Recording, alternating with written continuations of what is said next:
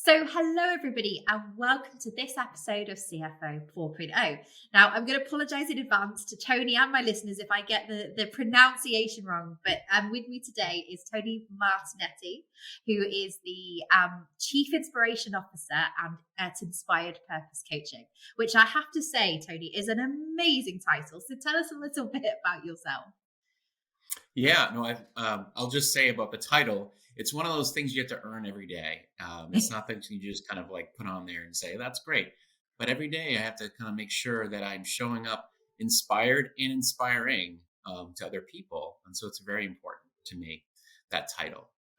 So let me share a little about my background and a little bit about, what I do at Inspired Purpose Coaching. So we work with leaders at different levels, but most of all, what our focus is coaching and doing leadership development for people who are really looking to create a more meaningful impact in their lives and in their work, and to lead with purpose, and to find that connection with how can I have a more of an impact in work and life. And obviously, talking about impact, obviously, there's a lot of CFOs listen to this. Hopefully, have come back refreshed from the Christmas break and eager to move forwards. But that can almost come with its challenges, can't it? Because certainly conversations that I had pre-Christmas, there's a lot of people going, "Oh, I'll deal with that in January. We'll postpone that," and then everyone's coming back to obviously this massive workload come early January. So tell us about how we can manage the stress and the burnout that comes with, firstly, that postponement, but secondly, with January being a particularly challenging month for a lot of people in terms of year ends, etc. Yeah, there's one thing about, creating that sense of like starting a new year. You have all this mountain of to-dos that you want to accomplish. The one thing you have to be careful to do is to create a plan. You have to be very planful. And I know this kind of speaks to a lot of the CEOs and CFOs out there who are thinking like, well, yeah, I have a plan, but make sure that you look at it through a lens of saying, what's truly possible for me? What's truly possible for our team? And what is exciting and really inspiring for the people around us? Because if you try to do too much at, all at once, it is going to be a recipe for disaster. It's going to be a recipe for not just, creating a sense of overwhelm, but also burnout. So the best thing you can do is get organized.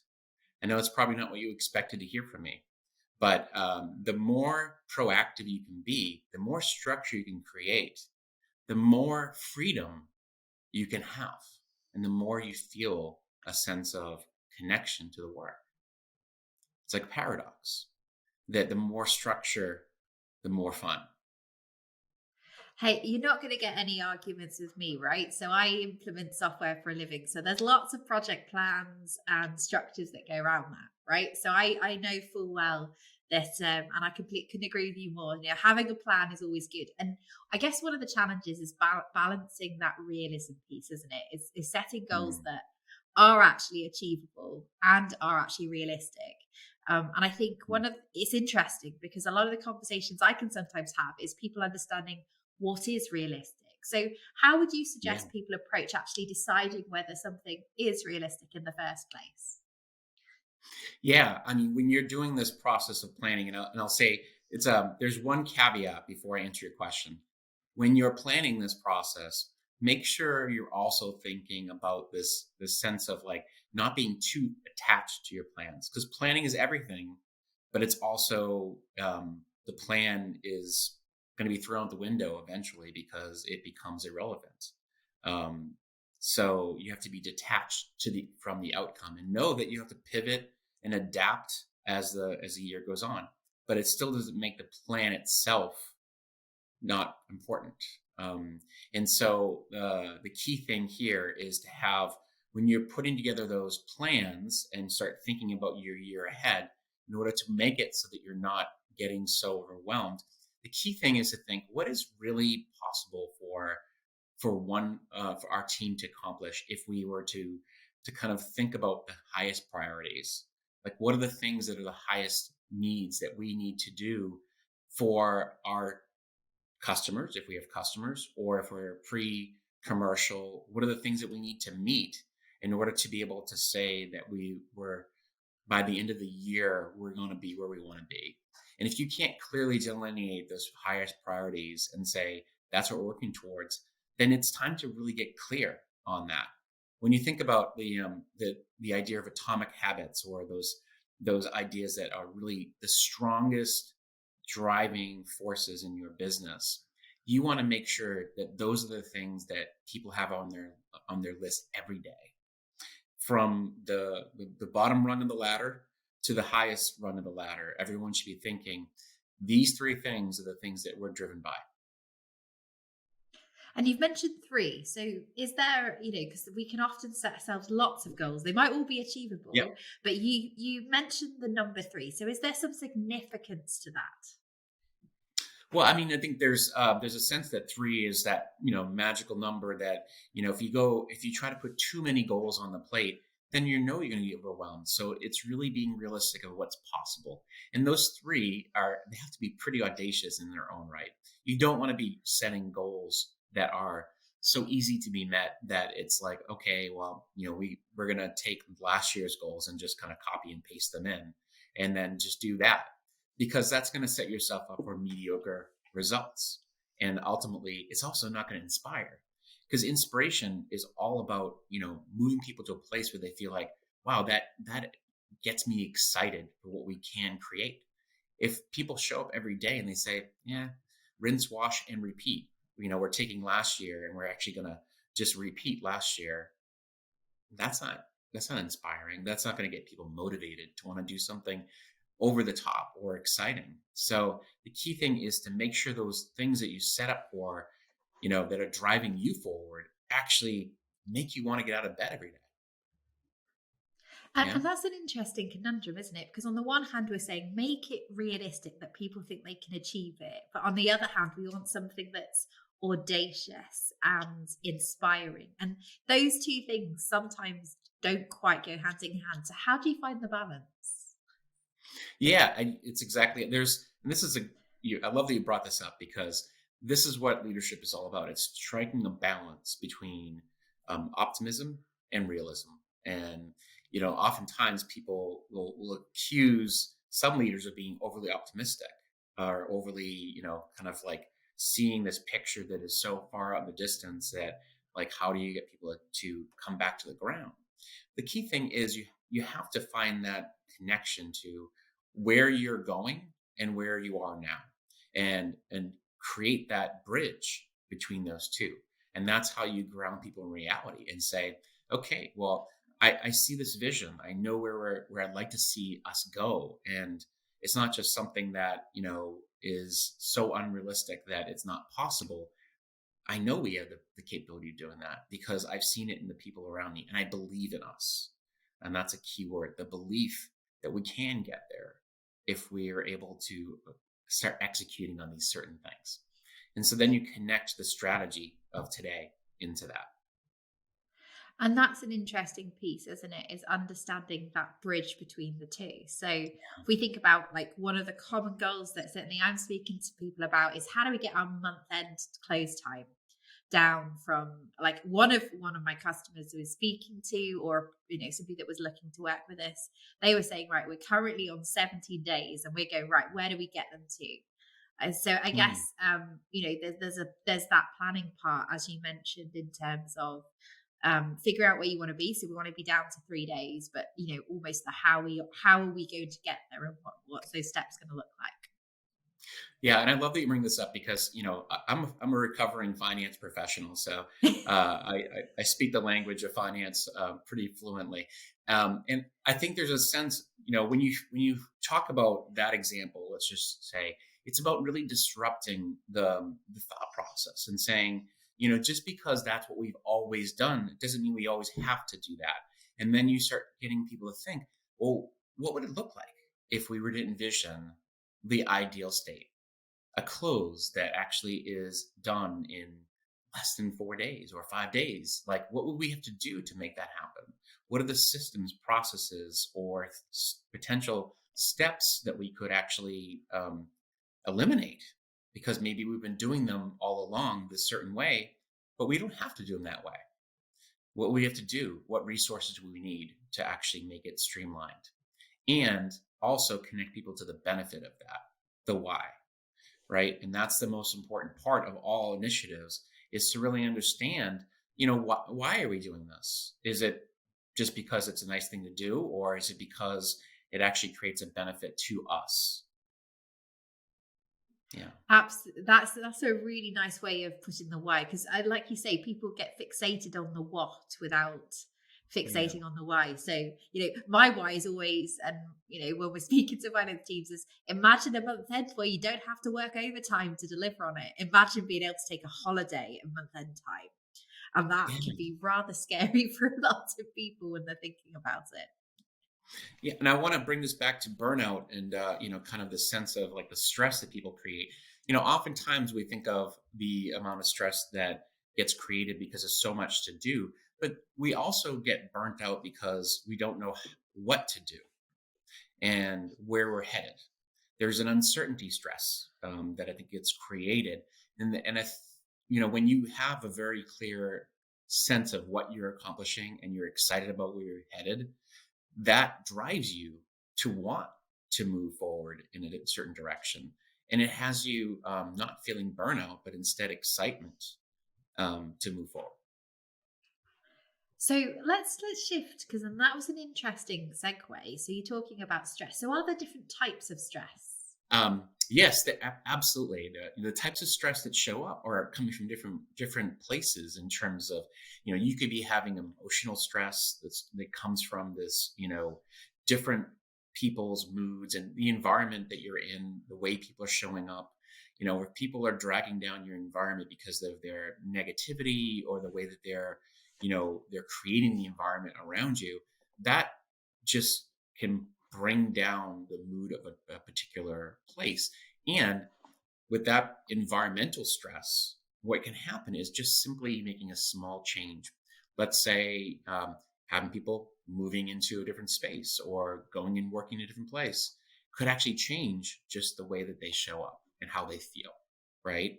When you think about the past few years, people working from home, it's created some positive trends where people feel like, yeah, I'm feeling a little more relaxed about how I'm working because I don't have to necessarily get up and, go to the office and such and such and such and deal with maybe some of the people that they were dealing with, they didn't like working with. And then there's other parts of it which were not so great because they felt disconnected and not having that sense of connection to the people around them. So you have to be in tune to what's the experience of everyone around you. So that's one part of the stress. The other parts of stress that you experience is a sense of like not having a clear direction of where you're headed. And that has you feeling like you're just burning yourself out just to stay stuck in where you are. So that is a stress that is more from a strain of where am I going? It feels listless. Yeah. So that's a stress around immobility. So it's the fact that you're feeling stress plus the fact you don't know how you're going to either get out of it or how things are going to change. Absolutely. Absolutely. And I think there's a lot of people over the past few years who have had that feeling of, gosh, I'm working so hard, but I don't know why. I don't know what for. I don't know what it's what it's leading towards. And so one of the best antidotes to that is just we all need to have, take a moment from time to time to have like that intentional a pause where we kind of step away and say, how can I check in with myself and make sure that I'm on in the right place, doing the right work? Am I doing the work for the right reasons? And it's not about quitting your job. It's about really understanding, am I on autopilot, or do I need to like really, rethink how I'm approaching my work? And that might also involve a conversation with your, supervisors, your bosses, and just understanding, hey, like let's recommit to ourselves, recontract, if you will.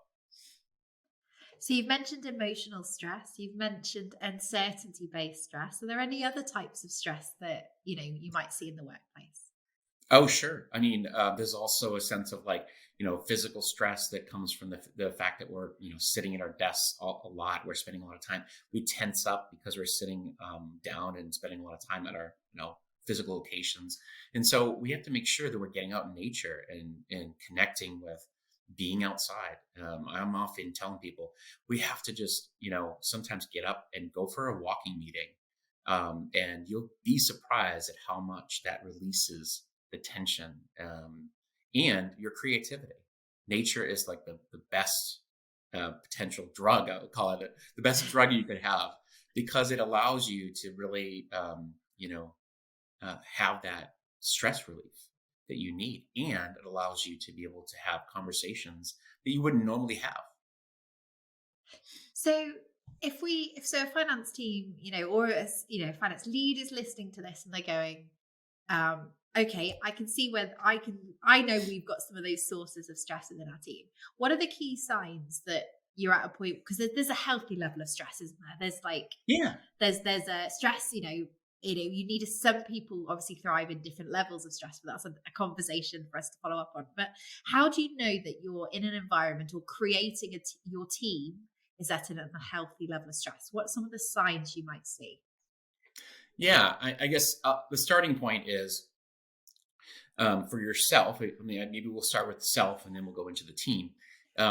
If you're feeling it for yourself, there's oftentimes you'll be looking around, you're looking at your calendar, right? If you look at your calendar the week ahead, let's say, and you say, well, I really don't have there's no excitement there's nothing I look forward to next week. There's everything in the calendar is like chock full of meetings, nothing that really gets me, really want to get out of bed. You're starting to lose the color in your life.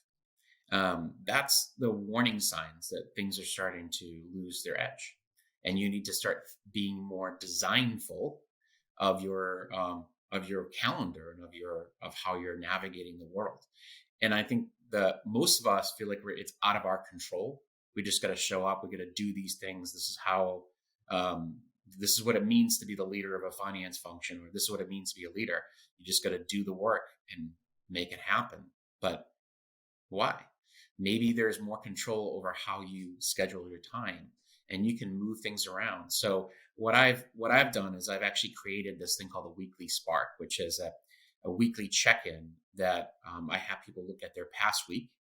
And I say, well, what happened last week? What did you learn from last week that was good, bad, not so great? What do you appreciate?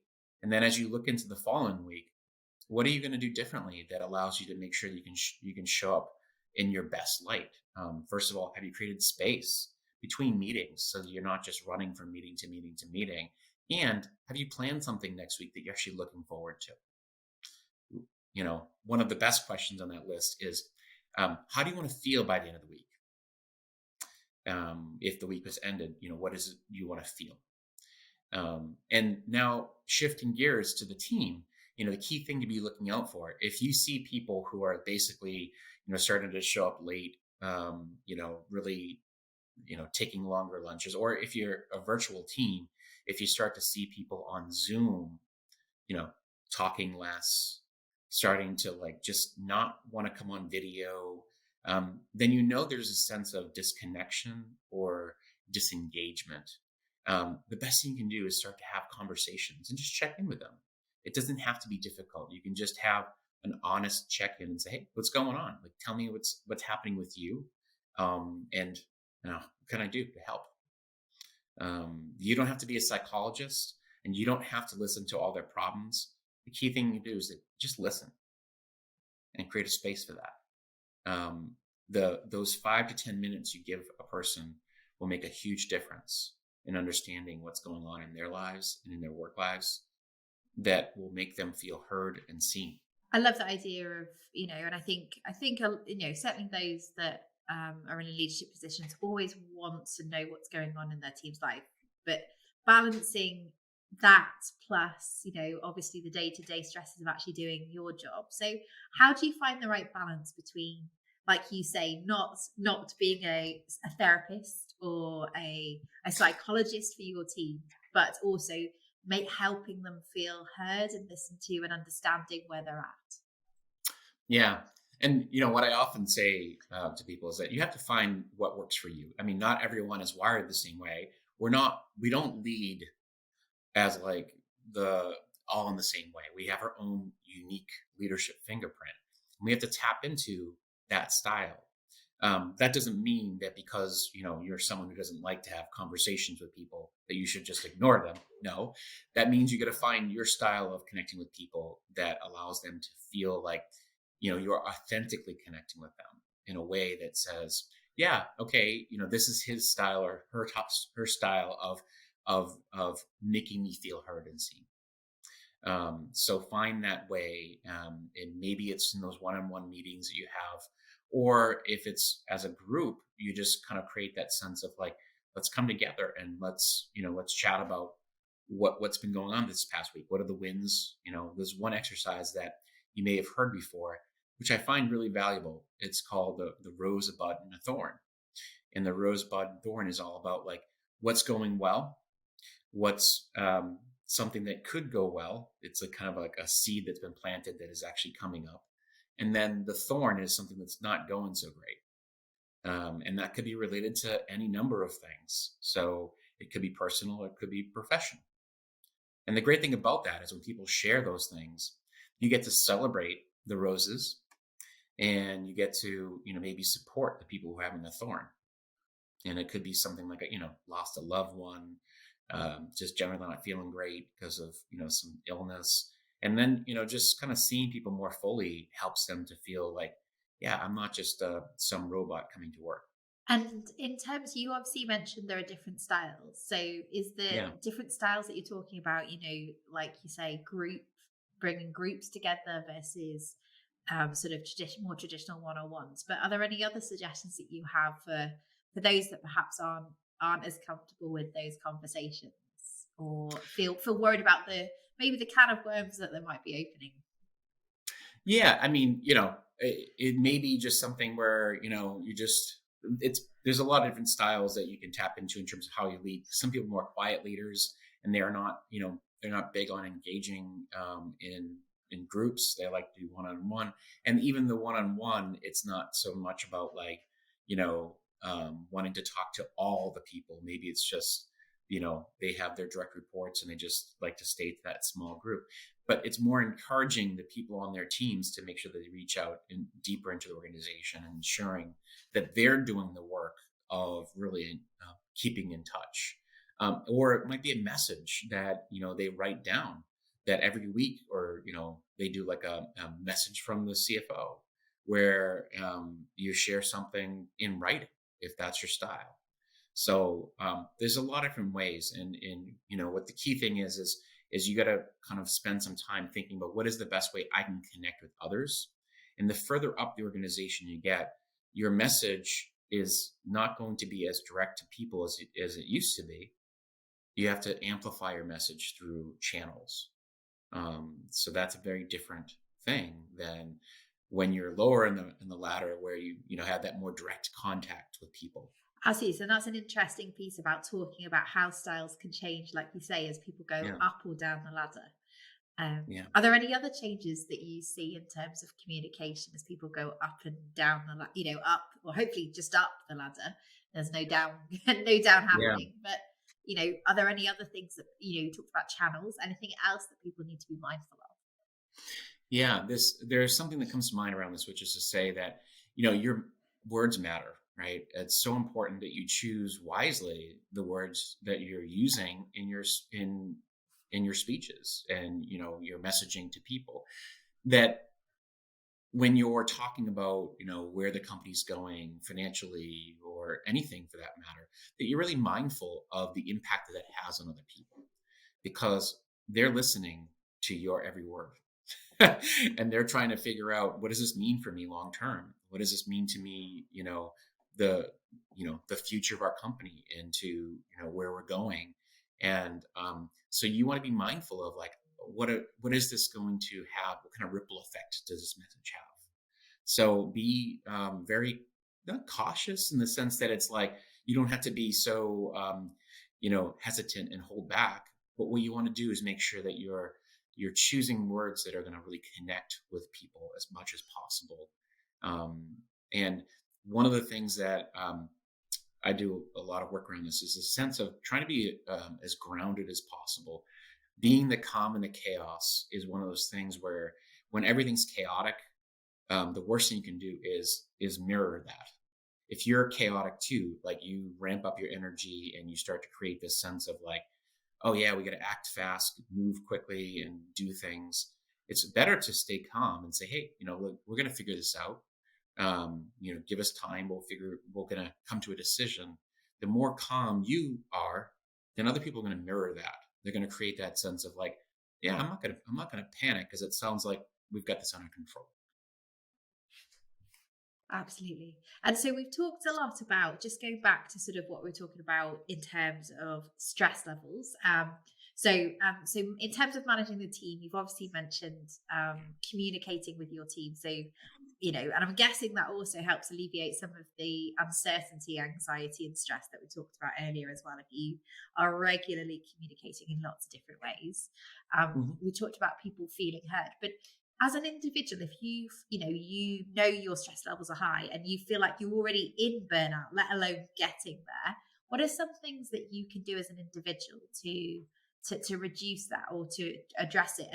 And can you get out of burnout? Is it is it something you can recover from? The answer is yes.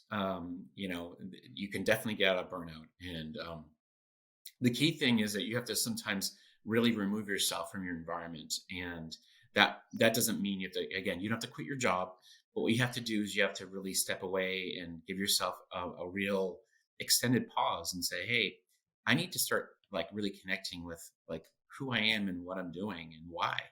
And so, I wrote a book called Climbing the Right Mountain, which is all about, navigating that path and making sure you're on the right path and questioning, is this the path that I really want to continue on? Because a lot of us get to this point where we climb to the top of the mountain and then realize I didn't know why I don't like the view that I see, and I want to choose a different path. And I had to give a lot of things to get here, and now I want to think differently. And so the key thing about this is to start thinking, what is the purpose? What is my true purpose? What do I really want? Am I in this role because outside influences told me that this is what I should want? Or is this really what I want? And that's okay. If you are questioning it, maybe it's time to step away and think differently. Or if this is something you're truly passionate about and you just lost the sensation of your connection to it, and maybe it's time to restructure your work. And that might mean giving some work to other people, separating, creating some different structure around your workflow. Because again, we're not robots. We're meant to be true human beings. And that means that we need to create some sense of like connection to joy, fulfillment. All those things need to be part of our lives. And if we get to that place where we feel like no connection to those things, then it's time to step away, reconnect, and then come back. And one of the exercises I often use with clients is this model that I call, it's like expand your vision, narrow your focus. And, I'll just repeat again, expand your vision, narrow your focus. It's a great model for many different things, but if you think about it from the perspective of burnout, sometimes the burnout is because we're in a pattern. We're stuck in that loop, where all you're doing is seeing the same thing over and over again and just continuing to hit the same wall. But when you step away from that wall for a moment and see what other possibilities are available to me, and those possibilities might be, hey, I can take time off, or I don't have to do all these things, or I can let go of certain responsibilities that I've been, finding myself being stuck in. And once I start seeing the possibilities, then I can narrow my focus and start saying, this is my next step.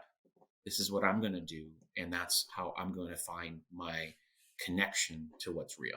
So, and that's a really interesting piece. And I think there is that there is a a concept of, like you say, burnout, and I think the hardest bit is to recognize sometimes when your team are heading into burnout territory, because it's always a hard line. So I'm one of those, right? I'm an all or nothing kind of person, and I will openly admit that I will have times of the year. Normally, it's when I've got a series of projects go live where I think, "Oh my god!" and I can get a feeling, don't you, of stress. And I actually I thrive. I like challenges. I love sitting in those environments where I've got a lot going on and that people are throwing things at me left, right, and center. I'm really comfortable in that space normally. Not physically, I'm just saying, right? I don't dodge well, but I don't mind a high paced environment and a high stress environment. It kind of comes with the territory when it comes to technology and transformation. But there is a point where you feel yourself on the verge, and I having done this for 12 years, you can do that, and it's really interesting. That's that personal ability to spot when you are personally hitting your limits, and I think that's the hardest bit. To go, actually, I just need I just need an early night. I need a couple of days of decent night's sleep, and I'll be fine. Or a weekend off, and I'll, like you say, I can reconnect with my goals, etc. But it's hard for people to realize that, isn't it? To find that point at which you're going, I'm on the edge here. I might be, dipping my toe into burnout territory. So, I guess, what tips have you got for people that might be, that can't spot it? They go from like is it 0 to 60, go from absolutely happy as Larry to, oh my god, the world's about to end, and I can't face getting up in the morning. So how do you help people find that balance and that breaking point? Yeah, and first of all, I'm just going to say thank you for sharing what you shared, because I think there's something about what you shared, which is say your limits, and it's because you have awareness, and not everyone has that awareness. And I think that's where the starting point is you've got to start to become more aware of what are the levels of stress you're willing to take, and where do you thrive? What are the environments that you're willing to, that you really find energy in? So that is important. But I think the key thing is to make sure that you find the tools that work for you, and you're able to kind of step away and create those exercises, those routines. When I say exercise, I mean like the self-care and the sense of how do I make sure that I'm grounded in a way that works for me to come back strong when I need to. So I think for the people who are not aware, look at your weeks and your days and kind of say, hey, where am I finding myself most stressed out, and how can I make sure that I'm mindful of that, or even just thinking about where are these things showing up. One of the things that is really a great way to a simple way to not be as stressed out is to just even create a little buffer of time between meetings. If you're finding yourself going from meeting to meeting to meeting and constantly just running, even a 5 to 10 minute break between meetings can allow you to like reset, right? And just say, hey, like, what is this next meeting about? Like, where am I going? Like, maybe I need to decompress from the last meeting, especially when they're charged meetings where there's a lot of things you're doing. You're doing a lot of different things. You need some space. So create some time for yourself to be able to breathe for a few moments. And one of the best little exercises you can use is called the STOP method. It's an acronym that stands for stop, take a breath, observe. So observe what is going on for you in that moment, and then proceed. And in that little exercise, the STOP method, it seems so ridiculously easy, but the reality is, I found that a lot of people get a lot of value out of that, because it creates just a moment between the stimulus and your response. That's a really nice piece, and I like that. The whole, I think, and for those of you that don't know, there is actually a tool in Outlook, and I discovered this as part of my piece that allows you to automatically set start and end meeting times, to automatically be on, to leave 15 minutes, etc., between meetings. So if you haven't discovered that tool in Outlook, I genuinely recommend it. But you talk a bit about, like you say, getting a breath and getting that downtime. So one of the things that I discovered a couple of years back was that actually when I'm feeling the verge of burnout, there's certain things in my life that allow me to switch off. So there's two things for me: clay pigeon shooting. I'm just going to put that in there. I'll say shooting, clay pigeon shooting. In case anyone thinks I'm lining up my team or doing something I should be. But also obviously being with my horses. And they're the two things that for me give me that ability to switch off and move away from work. So how important is it that people have those non-work related elements that give them that space? Well, I think first of all, that's really cool. I love what you mentioned, especially horses. There's something about horses that really tap into something in us that, calms us down. They've got such energy. But I think you're absolutely right. I mean, we need to have an outlet for us to be able to feel like there's, a way to tap into another way besides work, that we can't just be, work robots. There's an activity that I do around a fun audit. How are you actually putting some fun into your life?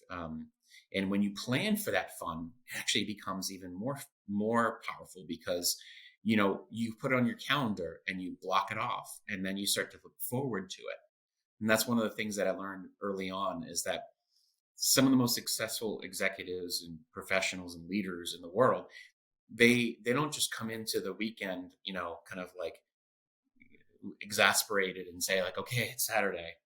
I know a lot of people, they're saying like, who takes Saturday off? But the reality is they come into to their weekends and they already have it planned out for enjoyment. Like they're probably, I'm going sailing, or I'm, glass blowing, which is something I like to do.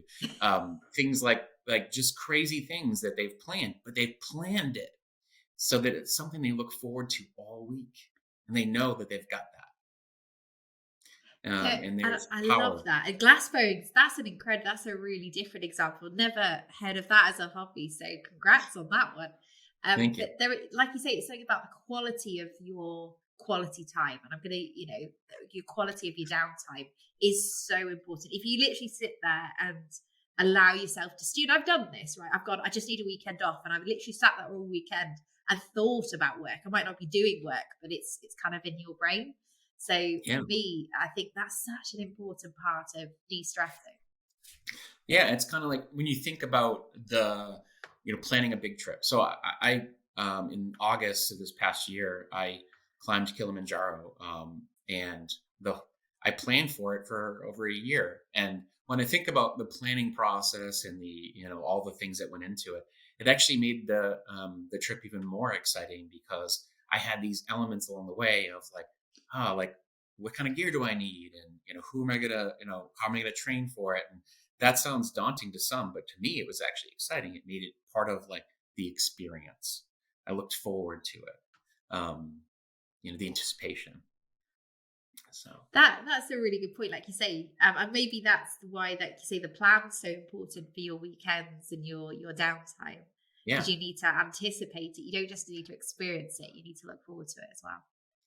Which brings us full circle to where we started, which is to say, you have to have a vision for what do you want to experience in your life and in your work. And when you have that, it's something to work towards.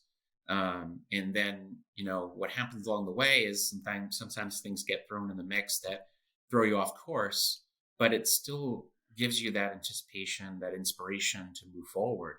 And I think that's the great thing about having plans, is they may be broken, but they at least keep you moving forward and inspire you. Absolutely. And planning both your work and your personal life brings down the stress on both sides, I suspect, because having I have the most successful people that I have met have the balance right in their personal life as well as their work life, because you can tell when somebody brings their personal life to work. is always Yeah. a challenge. So, one of the things I touched on earlier is this idea that structure creates freedom. And when you Yeah. think about that, it really does. When you put structure around things, then what happens is you're able to operate within that structure, within those boundaries, as freely as you want. And that might be to be creative, to do things that you really want within those time frames. But if you don't create that structure, then you're just navigating listlessly like a boat, just kind of knocking around in the ocean. So so let's go back to where we started, and to sum up for those that have been with us all the way, what are some top tips that you have for building resilience, both personally and within your teams, to stress and burnout? How can you not only help people survive it and watch out for it and reduce it, but how can you increase and build resilience so that, when it does happen, as it, sometimes, certain times of the month, certain times of the year, things get a bit more stressful and you're more likely to worry. How can you create an environment that supports both your team and you as an individual to cope? Yeah, and I guess the starting point is to create a plan, but don't get too attached to it. And that's the first starting point. Number two is, I would say, make sure you're creating time for reflection. Because when you look back and you look at the things that you've done well, and you look at the things that you've been able to accomplish and manage through in the past, that gives you insights as to what you can do in the future. Number three is create space. When you create space, what happens is you're creating time for you to think. Am I doing the right thing? Am I moving forward in the right way? Do I have the energy I need to be able to do the next thing that's on my list? I guess the fourth thing that comes to mind is expand your vision, narrow your focus. Get expansive. Think, what else is possible here? What else could I do to make this more effective, more empowering, more easy for me? And then narrow your focus and execute on that. Fantastic. And well, thank you so much, Tony, for sharing your inspiration. I think we could all do with it in coming into January blues, but loads of plans potentially. So I tend to find people fall into two camps. One, they're really excited to come back because they've had a proper break and a relax, or they could have done with another extra week, and Christmas was not enough for them to get the downtime. So thank you for sharing your thoughts, your ideas, and how you approach that with your clients. So if our listeners want to learn more about you and your services, what you do, where's the best place to find you, and any content that you might share? Absolutely. And first of all, thank you so much. It's been really enjoyable. So I really appreciate the conversation. It's been fun. The best place to find me is on my website, inspiredpurposecoach.com. So you can find lots of fun things there, everything from my assessment tools to my podcast to all other fun things. And another great place is on my LinkedIn profile. So you can find me on LinkedIn, and you can find the link. You actually put it in the show notes if you'd like. Absolutely. So for everyone listening, as usual, we'll pop all of those links that Tony mentioned into the show notes so you can find them nice and easy, removing the uncertainty and the stress of getting hold of Tony. So thank you again, Tony, for joining. It's been an absolute pleasure. And to everyone that's listening, welcome back. Exciting to think about what 2023 holds for finance and for you and your teams. Absolutely. Thank you.